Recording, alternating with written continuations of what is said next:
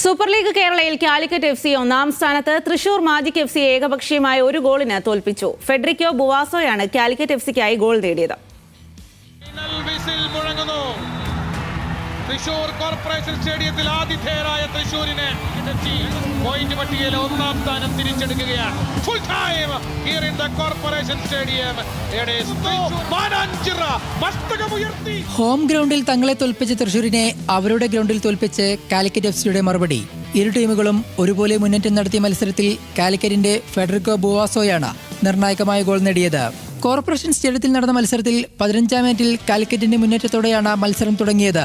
എന്നാൽ തൃശൂരിന്റെ പരിചയസമ്പന്നനായ goal keeper Laxmikant Kattimani രക്ഷകനായി. ആദ്യ പകുതിയിൽ ആധിപത്യം പുലർത്താൻ കാലിക്കറ്റിന് കഴിഞ്ഞെങ്കിലും ഗോൾ പിറന്നില്ല. 69-ാം മിനിറ്റിൽ ബുവാസോയുടെ പാസ് സ്വീകരിച്ച് അജുസൽ എടുത്ത ഷോട്ട് ക്രോസ് ബാറിന് മുകളിലൂടെ പറന്നു. 86-ാം മിനിറ്റിൽ കളിയുടെ വിധിയെഴുതിയ ഗോൾ വന്നു. പകരക്കാരൻ ഷഹബാസ് അഹമ്മദ് വലതുവിങ്ങിൽ നിന്ന് നൽകിയ ക്രോസ് അർജന്റീനക്കാരൻ ഫെഡറിക്കോ ബുവാസോ ഹെഡ് ചെയ്ത് വലയിലെത്തിച്ചു.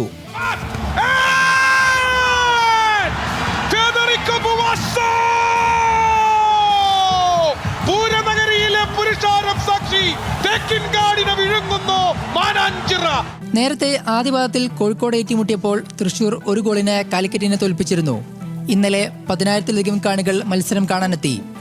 7 കളികളിൽ 14 പോയിന്റുമായി കാലിക്കറ്റ് FCയാണ് പട്ടികയിൽ ഒന്നാമത്. 13 പോയിന്റുള്ള തൃശൂർ രണ്ടാമതും.